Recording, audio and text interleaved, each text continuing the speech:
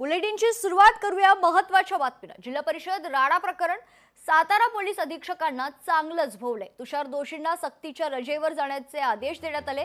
या प्रकरणाची चौकशी होईपर्यंत सक्तीच्या रजेवर जाण्याचे आदेश दिल्याची माहिती आहे। चौकशी होईपर्यंत वैशाली कडूकर अधीक्षक पदी खरतर हे पदभार स्वीकारणार आहेत। तुषार दोषी सक्तीच्या रजेवर की अर्जित रजेवर हा प्रश्न आता उपस्थित होतोय। तुषार दोषींवर आधीच कारवाई व्हायला पाहिजे होती असा देखील आरोप जो आहे शशिकांत शिंदे यांनी केला। सरकारच्या बाजूने भूमिका घ्यायची अशी परिस्थिती निर्माण झाली अशी चर्चा आहे। साताऱ्यामध्ये ती अपेक्षित नव्हती पण ती झाली। आता सक्तीच्या रजेवर झाल्यानंतर त्यांची बदली किंवा त्याची चौकशी करून कारवाई करणार का हे अद्याप स्पष्ट झालेलं नाही। आज तुमच्या माध्यमातून कळल्यानंतर मी त्याची चौकशी करेन। सक्तीच्या रजेवर गेलेत का अर्जित रजेवर गेलेत ते सरकारच्या वतीने त्या डिपार्टमेंटने खुलासा करणं गरजेचं आहे।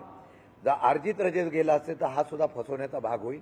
सक्तीच्या रजेवर गेला असेल तर त्यांच्यावर कारवाई करण्याच्या संदर्भातली भूमिका ही निश्चितपणाने करणं गरजेचं आहे। पोलीस अधीक्षक तुषार दोषी या सक्तीच्या रजेवर गेल्याची माहिती आहे। यावर आता मंत्री शंभूराज देसाई यांनी आपली प्रतिक्रिया दिली। प्रकरणाची चौकशी होईपर्यंत सक्तीच्या रजेवर जाण्याचे आदेश देण्यात आले। चौकशी करून त्यांच्यावर कारवाई करण्यात येणार असं देखील शंभूराज देसाई म्हणाले।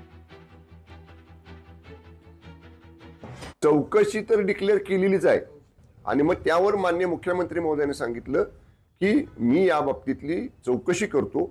चौकशीचा जो अहवाल येईल त्याप्रमाणे आपण कारवाई करू।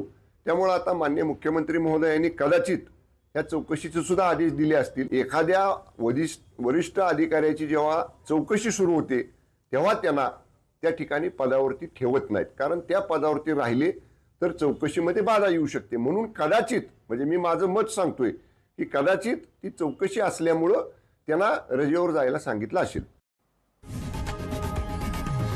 लोकशाही मराठी ऐका, पहा, जागरूक रहा।